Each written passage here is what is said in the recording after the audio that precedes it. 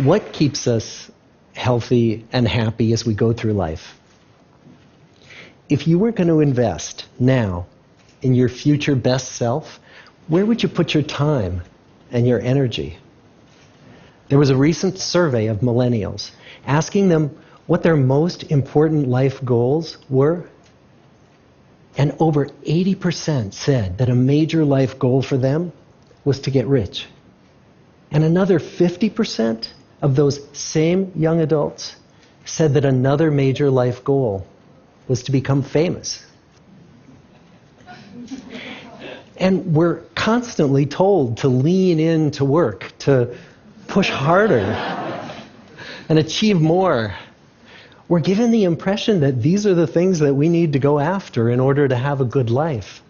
Pictures of entire lives, of the choices that people make and how those choices work out for them, those pictures are almost impossible to get. Most of what we know about human life, we know from asking people to remember the past. And as we know, hindsight is anything but 20/20. We forget vast amounts of what happens to us in life, and sometimes memory is downright creative. But what if we could watch entire lives as they unfold through time? What if we could study people from the time that they were teenagers all the way into old age to see what really keeps people happy and healthy? We did that. The Harvard study of adult development may be the longest study of adult life that's ever been done. For 75 years, we've tracked the lives of 724 men. Year after year, asking about their work, their home lives, their health, and of course asking all along the way without knowing how their life stories were going to turn out. Studies like this are exceedingly rare. Almost all projects of this kind fall apart within a decade because too many people drop out of the study, or funding for the research dries up, or the researchers get distracted, or they die, and nobody moves the ball further down the field.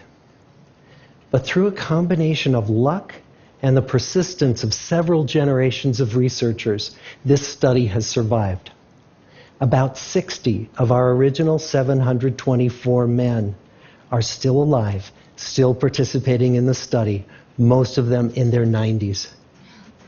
And we are now beginning to study the more than 2,000 children of these men. And I'm the fourth director of the study. Since 1938, we've tracked the lives of two groups of men. The first group started in the study when they were sophomores at Harvard College. They all finished college during World War II, and then most went off to serve in the war. And the second group that we've followed was a group of boys from Boston's poorest neighborhoods. Boys who were chosen for the study specifically because they were from some of the most troubled and disadvantaged families in the Boston of the 1930s. Most lived in tenements, many without hot and cold running water. When they entered the study, all of these teenagers were interviewed, they were given medical exams. We went to their homes and we interviewed their parents. And then these teenagers grew up into adults who entered all walks of life. They became factory workers and lawyers and bricklayers and doctors, one president of the United States.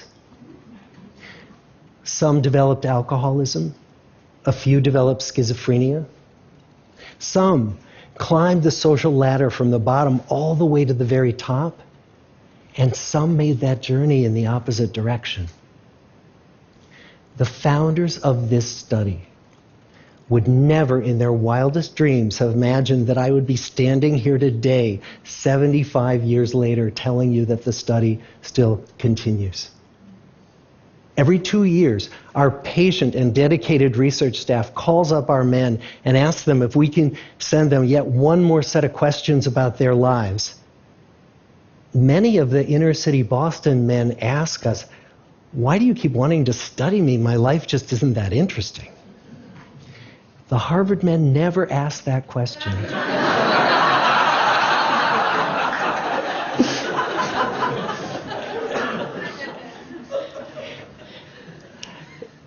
get the clearest picture of these lives, we don't just send them questionnaires.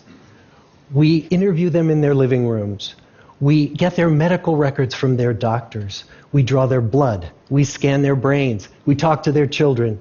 We videotape them talking with their wives about their deepest concerns.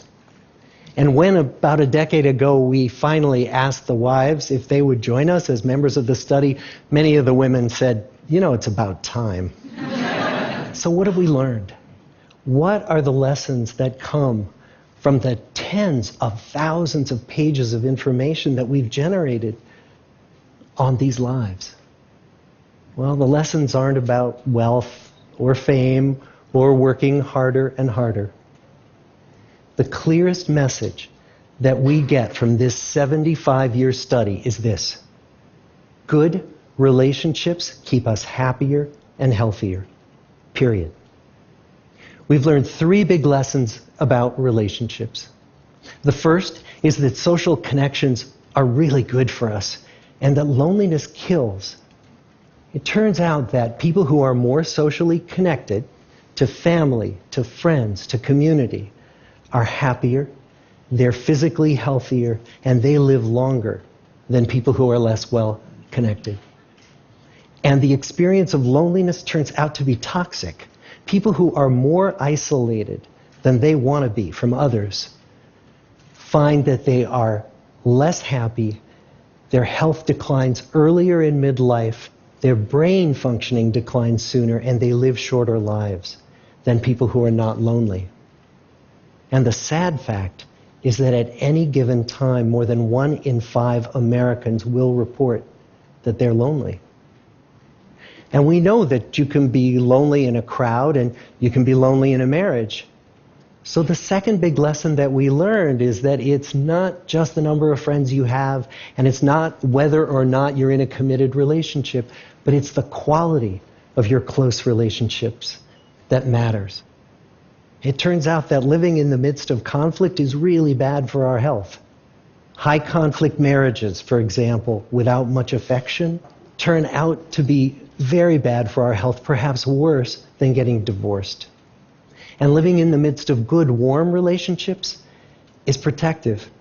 Once we had followed our men all the way into their 80s, we wanted to look back at them at midlife and to see if we could predict who was going to grow into a happy, healthy octogenarian and who wasn't. And when we gathered together everything we knew about them at age 50, it wasn't their middle-aged cholesterol levels that predicted how they were going to grow old.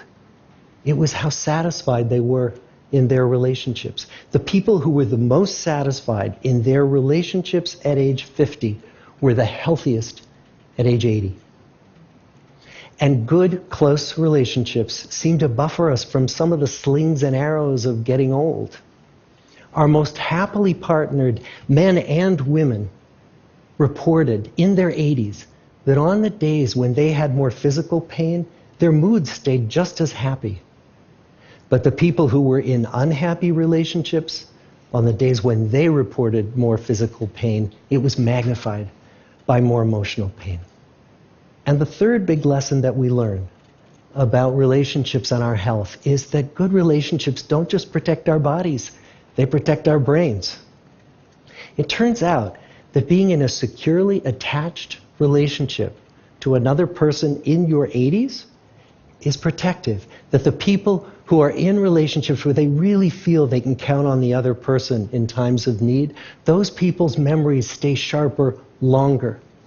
And the people in relationships where they feel they really can't count on the other one, those are the people who experience earlier memory decline.